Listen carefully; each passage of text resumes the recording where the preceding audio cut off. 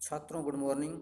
आज हम कक्षा 6 विज्ञान में 8वां पाठ शरीर में गति के बारे में अध्ययन कर रहे हैं। कल हमने उपास्थि के बारे में अध्ययन किया। हमारे कान में जो अस्थियां होती है, हड्डियां होती हैं, जो मुख्य रूप से जो कठोर अस्थियां होती है उसके अपेक्षा ये अस्थि कुछ देखिए मुलायम होती है, इनको हल्का सा मोड़ा जा सकता है। तो इस प्रकार की अस्थियां जो कठोर नहीं होती है और जिन्हें मोड़ा जा सकता है उन्हें उपास्थि कहते हैं। और इसके जो नीचे का भाग होता है जो बहुत ही लास्ट वाला भाग कान का बहुत ही लचीला होता है और नरम होता है। ये कर्णपाली ऊपर के जो ये नीचे की स्थिति है, कर्णपाली के नीचे वाला भाग बहुत ही लचीला होता है। आगे देख हमने देखा कि मानव कंकाल अनेक अस्थियां कहते हैं हड्डियों को, अस्थियां किसे कहते हैं? हड्डियों के। संधियां एवं जो अस्थियों उपास्थियों से मिलकर बना होता है।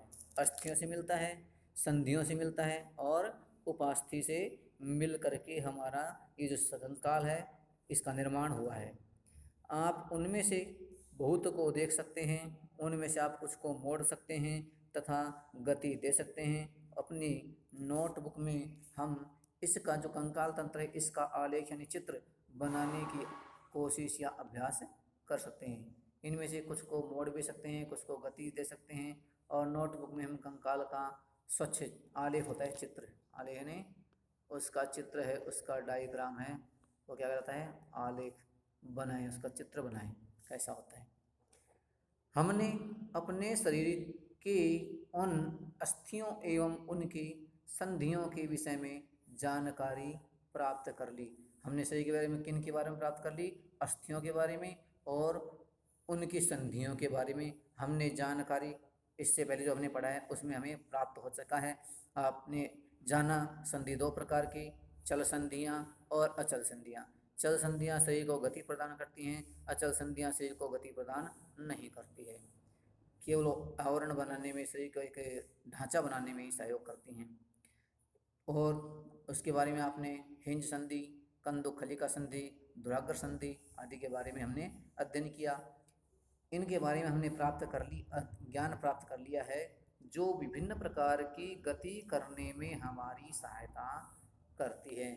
हमें चलने में, उठने बैठने में, गर्दन को हिलाने में, वस्तुओं को उठाने में, इस प्रकार ने बहुत सी ये गतियां हैं, उनके अंदर हमने इनकी जो उपयोग है, इनकी जो सहायता है, उनके बारे में, गति करने में ये क्या सहायता करती है उसके बारे में जानकारी प्राप्त की। अस्थियों को इस प्रकार की गति प्रदान करने योग्य कौन बनाता है? ऐसा कौन सा पार्ट या कौन ऐसी चीज़ है जो इन वस्तुओं को, इनको अस्थियों को गति प्रदान करता है? नहीं, ये गति कैसे करती है? क्या हड्डियां स्वतः ही गति करती हैं या इनको गति कराने वाली कोई दूसरी चीज़ हैं जो इनको गति प्रदान करने में सहायता करती है? तो आइए इसके बारे में हम आगे अध्ययन करते हैं, इसके बारे में आगे पता लगाते हैं। अपने एक हाथ की मुट्ठी को आप बनाते हैं, मुट्ठी लेते हैं, मुट्ठी को बंद करते हैं। बंद करने पर क्या होता है? जब बंद नहीं करते हैं तो हथेली होती है आपकी, और जब उनको उंगलियों का भीतर की साइड में, हथेली की भीतर साइड में आप मोड़ लेते हैं तो क्या बन जाती है? मुट्ठी का निर्माण, मुट्ठी बन जाती है। मुट्ठी के अंगूठे से इसी बाजू के कंधे को छूने का प्रयास करते हैं। जो हमारी ये मुट्ठी है इससे क्या करते हैं? हम अपने कंधे को छूने का प्रयास करते हैं। वहीं यहाँ मुट्ठी को ले जाकर कहाँ ले जाए? कंधे के पास ले जाते हैं। तो आप देखते हैं कि वहाँ पर ले जाने पर चित्र संख्या 8.17 जैसा आप चित्र ऊपर देख रहे हैं। आपकी ए स्थिति में तो आपने भुजा को ऊपर उठा रखा है, लेकिन बी स्थिति में आपने जो भुजा है वो सीधी कर रखी है। इस स्थिति में देखिए, अब जब आप भुजा को ऊपर उठा लेते हैं तो यहाँ देखिए एक पार्ट इस प्रकार की स्थिति है, यहाँ का कुछ मांसपेशियाँ फूल जाती है, उभर जाती है। क्या होती है? उभर जाती है। आपके कंधे और कोहनी के बीच की मांसपेशियाँ उभर जाती है। और जब आप कुछ हाथ को सीधा करते हैं तो यहाँ देखिए वो वापस शिथिल अवस्था में आ जाती है। तो यहाँ उभरा हुआ भाग हो जाता है, यहाँ पर प्लेन भाग हो जाता है। चित्र संख्या 8.17 अब आप अपनी ऊपरी भुजा के कुछ परिवर्तन अनुभव करते हैं। दूसरे हाथ से इसे छूकर देखते हैं। क्या आपको कोई उभरा हुआ भाग दिखाई देता है? इसे पेशी कहते हैं। संकुचित लंबाई में कमी होने के कारण पेशियां उभर आती हैं। पेशियां कहते हैं उभर आती है। कब उभर आती है? निश्चित यानी लंबाई में कमी होने के कारण। अब आप अपने हाथ को पुनः सामान्य स्थिति में लाते हैं। पेशियों का क्या होता है? क्या यह भी संकुचित अवस्था में है? क्या करते हैं हम? क्या जब हम हाथ को ऊपर उठाते हैं तो हमें हाथ का कोई उभरा हुआ भाग दिखाई देता है? आप चित्र संख्या ए में देखिए, आपको कंधे और कोहनी के बीच का हाथ के जो बीच का भाग है ये उभरा हुआ दिखाई देता है। ये जो उभरा हुआ भाग हमें जो दिखाई देता है इसे पेशी कहते हैं। क्या कहते हैं? पेशी कहते हैं। ये जो पेशियां हैं संकुचित होती हैं और विरलित होती है। कभी संकुचित अवस्था में आती है तो वापस शिथिल अवस्था में आ जाती है। संकुचित लंबाई में कमी, इसकी संकुचित है जब इसकी लंबाई में कमी हो जाती है तो एक जगह पर इकट्ठी हो जाती है। लंबाई में कमी होने के कारण पेशियां उभर जाती है। यहाँ पर इकट्ठी होकर के पेशियां क्या है? ऊपर की स्थिति में आ जाती है। और अब आप अपने हाथ को पुनः सामान्य स्थिति में लाते हैं। नीचे की साइड में हम हाथ को फैला देते हैं। हम देखते हैं कि पेशियों का क्या होता है। पेशियों को जो हम सामान्य स्थिति में लाते हैं तो पेशियां अपनी वापस पूर्व स्थिति में शिथिल अवस्था में आ जाती है। क्या यह अब भी संकुचित अवस्था में है? नहीं। जब हम अपनी हाथ को सीधा कर लेते हैं तो ये संकुचित नहीं होती बल्कि अपनी सामान्य पुरानी पूर्व अवस्था में आ जाती है। चलते अथवा भागते समय, जो हम चलते हैं उस समय, अथवा जो आप दौड़ लगाते हैं, भागते हैं उस समय आप अपने पैरों की पेशियां भी इसी प्रकार का संकुचन और शिथिलन देख सकते हैं। इस प्रकार हम जब दौड़ते हैं, दौड़ते समय हमारा जो पाँव है ये पाँव ऊपर जंघा की साइड में गति करते हैं। इस स्थिति में जंघा के पास की जो पेशियां वो संकुचित होती हैं, वहाँ की मोटाई बढ़ जाती है। जैसे ही पाँव वापस सीधा होता है तो वापस अपनी पूर्व अवस्था में आ जाती है, शिथिल अवस्था में आ जाती है। इस प्रकार की गति यानी संकुचन और शिथिलन के द्वारा ये गति प्रदान करती है। और इस गति के द्वारा जो हमारी अस्थियां हैं वो क्या है? आगे की ओर अवस्था में आगे बढ़ती हैं और गति इनमें गति होती है। आगे दिया है संकुचन की अवस्था में जब इन अस्थियों में क्या होता है? संकुचन होता है, यानी इकट्ठी हो जाती है एक स्थान पर आकर के छोटी छोटी हो जाती हैं। तो क्या होती है? इकट्ठी अवस्था में, संकुचित अवस्था में पेशी छोटी हो जाती हैं, कठोर हो जाती हैं एवं मोटी हो जाती हैं। जब ये अस्थियां क्या होती हैं? संकुचित होती हैं तो इनमें क्या होता है? संकुचित अवस्था में ये छोटी, कठोर एवं मोटी हो जाती है। यह अस्थि को खींचती है। क्या करती है? अस्थि को खींचने का कार्य करती है। किसी अस्थि को गति प्रदान करने के लिए दो पेशियों को संयुक्त रूप से कार्य करना होता है। क्या करता है?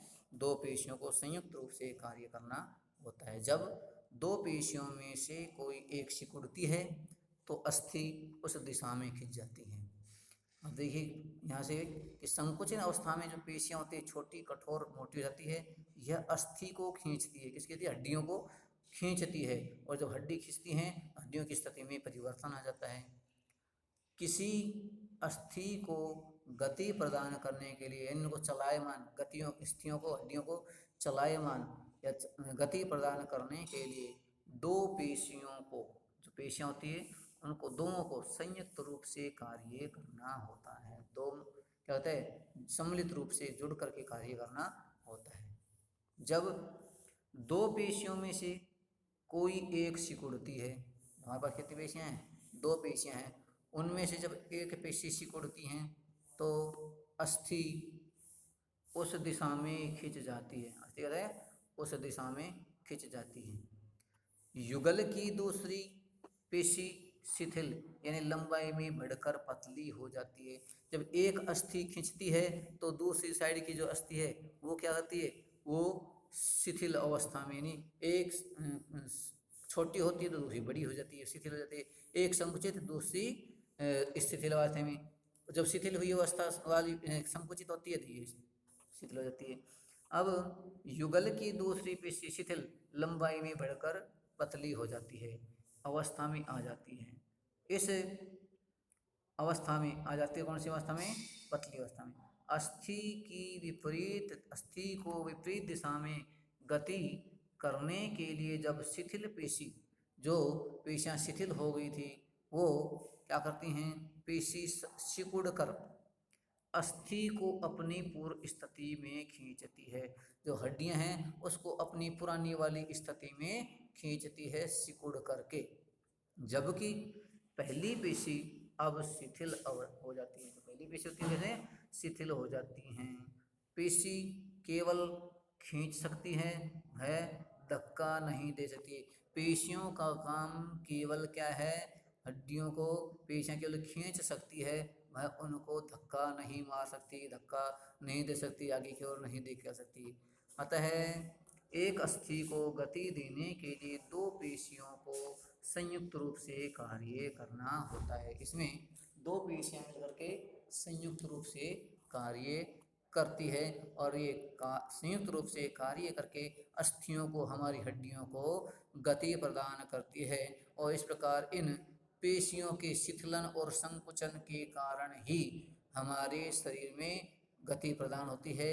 और इस गति प्रदान करने में जो संधियां हैं वो इन हड्डियों को आगे पीछे गति करने में सहायता प्रदान करती हैं। छात्रों, आज का अपना ये टॉपिक कंप्लीट हुआ। इसके पश्चात कुछ अब आगे आ रहा है, गतियाँ कितने प्रकार की अलग अलग दिया, जंतुओं की चाल कैसी है, क्या गति के लिए हमेशा पेशियों की आवश्यकता होती है, दूसरे जंतु किस प्रकार चलते हैं, सभी जंतुओं में अस्थियां पाई जाती है या कुछ एक में पाई जाती हैं, केंचुए अथवा घोंगे किस प्रकार से गति करते हैं, कुछ जंतुओं की हम गति के बारे में हम कल अगली क्लास में अध्ययन करेंगे। धन्यवाद।